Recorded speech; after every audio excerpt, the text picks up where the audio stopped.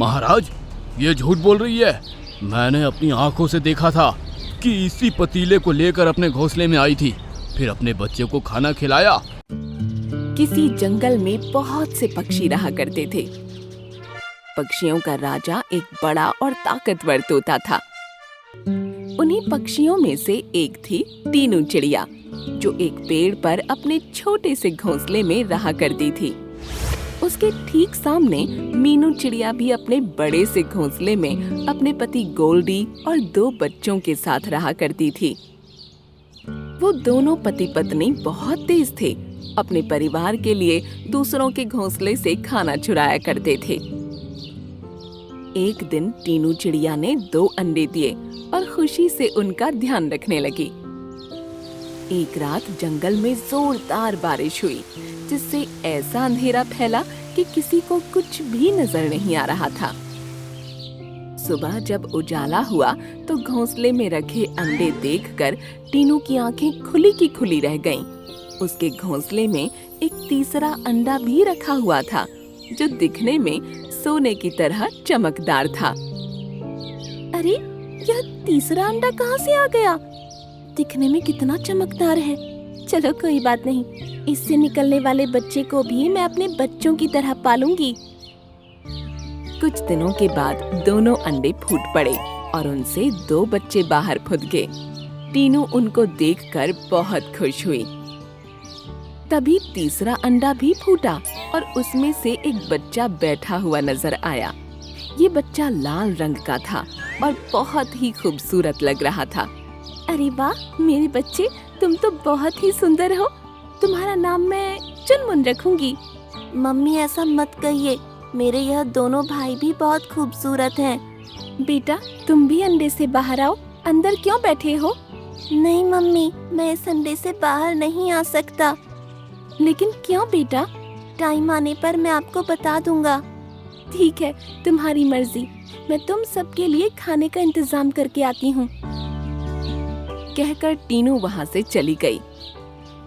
उसको काफी देर बाद 3 दाने मिले। चलो मेरे बच्चों के लिए कम से कम 3 दाने तो मिले। मैं आज भूखी ही सो जाऊंगी। ये उनके लिए ले चलती हूँ।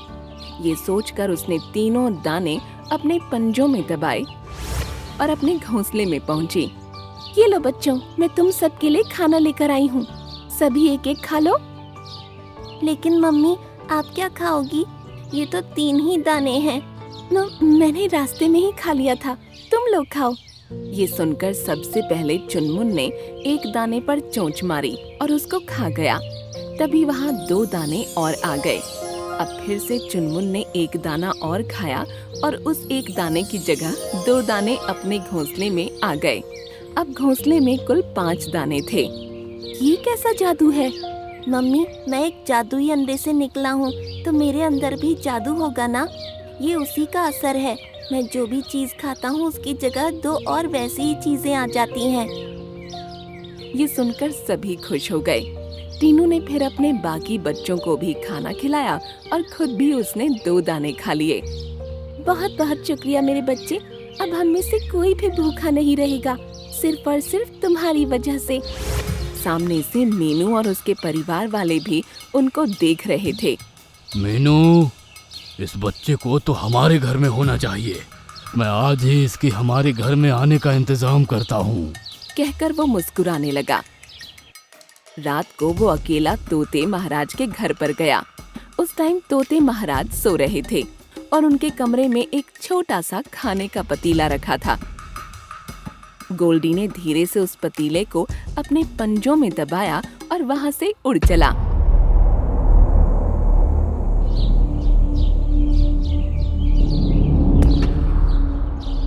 उसके बाद उसने वो पतीला खाली किया और उसको टीनू चिड़िया के पेड़ के नीचे फेंक दिया। थोड़ी देर बाद तोते महाराज अपने खाने के चोर की तलाश करते हुए वहां से गुजर रहे थे।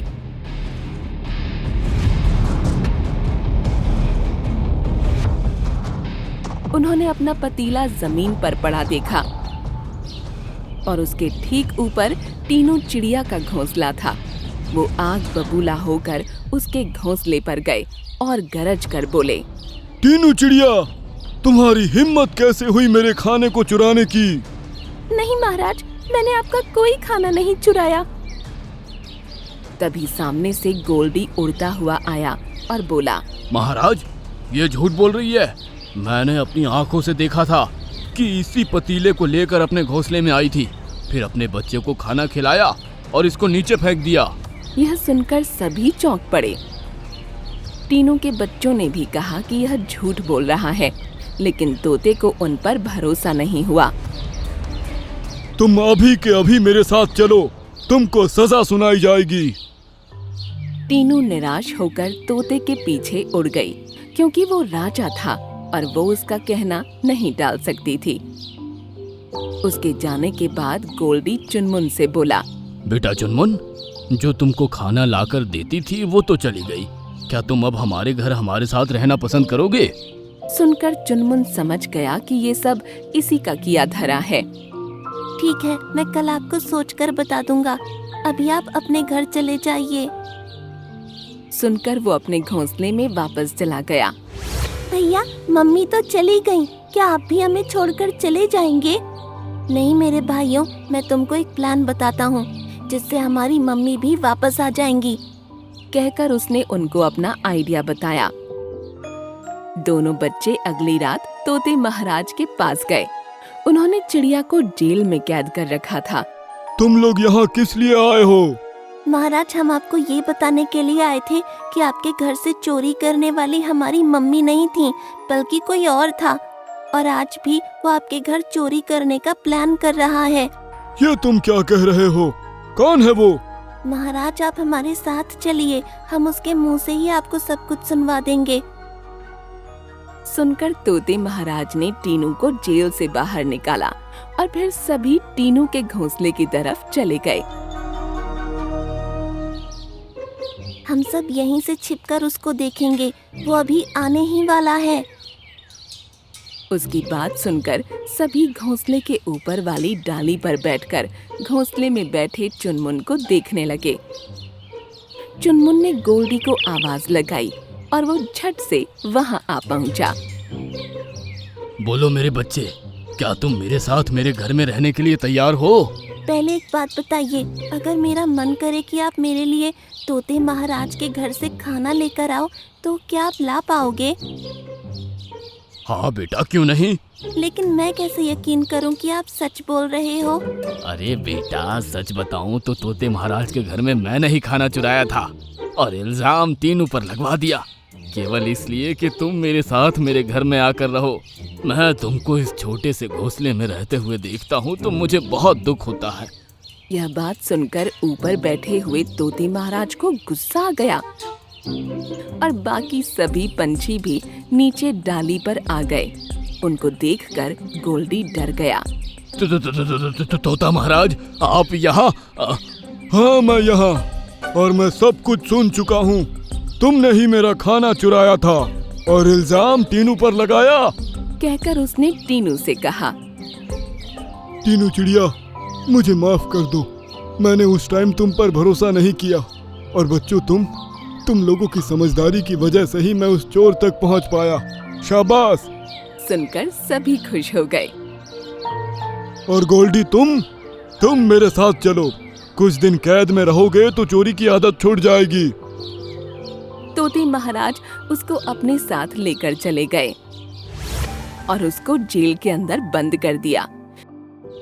चुनमुन, उसके भाई और टीनू चिड़िया फिर खुशी खुशी प्यार मोहब्बत से अपनी जिंदगी गुजारने लगे।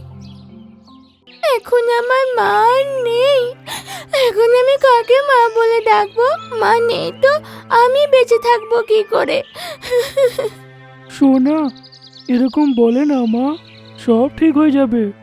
এই গল্পটা হলো অ্যামাজনের জঙ্গলের, যেখানে সোনা পাখি তার মা বাবার সাথে থাকতো। ওদের 3টে বাচ্চা হয়েছিল, কিন্তু 3টের মধ্যে 2টো বাচ্চা কিছুদিনের মধ্যেই মারা যায়, শুধু সোনা পাখিই বেঁচে থাকে। ওরা ওর নাম সোনা রাখলো কারণ ওদের জীবনে ওর খুব গুরুত্ব ছিল, আর তারা নিজের সব ভালোবাসা শুধু ওই বাচ্চাটাকেই দিতে চেয়েছিল। সোনা মা, উঠে খাবার খেয়ে নাও, অনেক দেরি হয়ে গেছে তো। হ্যাঁ মা, এখনই উঠছি। তুই উঠে খাবার খেয়ে নিস। আমি কাজ করছি, নিচের শাখাটাতেই আছি। কোনো জিনিসের প্রয়োজন হলে আমায় বলিস কিন্তু। হ্যাঁ মা, আমার কোনো দরকার পড়লে আমি তোমাকে ডেকে নেব। সোনার মা কাজ করতে বেরিয়ে পড়ল। সোনার মা ওকে খুব ভালোবাসতো, কিন্তু সোনার বাবা একটু আজবই ছিল। সে সারা দিন বাইরে থাকতো, যখন তার ইচ্ছে করতো তখন সে বাড়ি ফিরতো। একবার সোনার মা সোনাকে বাসাতে ছেড়ে খাবার নিতে চলে গেল। আসার সময় খুব জোরে হাওয়া দিল আর ও গাছের সাথে ধাক্কা খেয়ে পড়ে গেল। আর ওর একদিকের পাখা ভেঙে গেল আর রক্ত বেরোতে শুরু করলো। তারপর ওর মা যেরম সেরম করে সোনার কাছে পৌঁছালো। মা, এটা কি হয়েছে? এত রক্ত পড়ছে কেন? তোমার কি হয়েছে বলো না মা। মা, আমার কিচ্ছু হয়নি, একটু আঘাত লেগেছে। এটা শিগগির ঠিক হয়ে যাবে। তুই খাবার খেয়ে নে। আজ সকাল থেকে তুই কিচ্ছু খাসনি। দাঁড়া, দুষ্টু বাঁদরকে ডাকি, তোকে খাবার খেতে সাহায্য করবে। সোনার মা দুষ্টু বাঁদরকে দেখে ওকে ইশারা করে ডাক দেয়। দুষ্টু বাঁদর, তুমি সোনাকে একটু খাবার খাইয়ে দাও আর আমার জন্য একটু ওষুধ নিয়ে আসো। আরে বোন, এটা কি হলো? তোমার ডানা থেকে তো খুব রক্ত বেরোচ্ছে। আমি এখনই ওষুধ নিয়ে আসছি। দুষ্টু বাঁদর ওষুধ নিয়ে আসে আর এসে দেখে যে সোনা কাঁদছে আর ওর মার চোখ চিরকালের জন্য বন্ধ হয়ে গিয়েছে। এখন আমার মা নেই, এখন আমি কাকে মা বলে ডাকবো? মা নেই তো আমি বেঁচে থাকবো কি করে? সোনা, এরকম বলে না মা, সব ঠিক হয়ে যাবে। দুষ্টু বাঁদর ওকে জড়িয়ে ধরল। সেই সন্ধ্যায় সোনার বাবা আসে। সে কিছুক্ষণের জন্য শোক পালন করে আর নিজের বাসায় গিয়ে ঘুমিয়ে পড়ে। পরের দিন সে আবার বেরিয়ে চলে যায় আর সন্ধেবেলায় সোনার জন্য নতুন মা নিয়ে আসে। সোনা, এ তোমার নতুন মা, এখন একে মা বলো। আচ্ছা বাবা। আর সোনার বাবা প্রতিবারের মতোই সকালে বেরিয়ে যেত আর যখন ইচ্ছে ফেরত আসতো। এদিকে সোনার নতুন মা আসল রং দেখাতে শুরু করেছিল। সারা দিন বাসায় পড়ে থাকিস, যা গিয়ে একটু বাসা পরিষ্কার কর আর আমার পাটা টিপে দে। হ্যাঁ মা, এখনই করে দিচ্ছি। সোনার নতুন মা নিজের সাথে এক মেয়েকেও এনেছিল, যার নাম সুন্দরী ছিল। ও তাকে কোনো কাজ করতে দিত না আর সব কাজ সোনাকে দিয়ে করাতো। সোনা কখনো কখনো নিজের মাকে মনে করে খুব কাঁদতো। মা, তুমি আমাকে ছেড়ে কেন চলে গেলে? নতুন মা জবে থেকে এসেছে, শুধু আমাকে বিরক্ত করছে, ঘরের সব কাজ আমাকে দিয়ে করাচ্ছে আর নিজের মেয়েকে রানীর মতো রাখছে।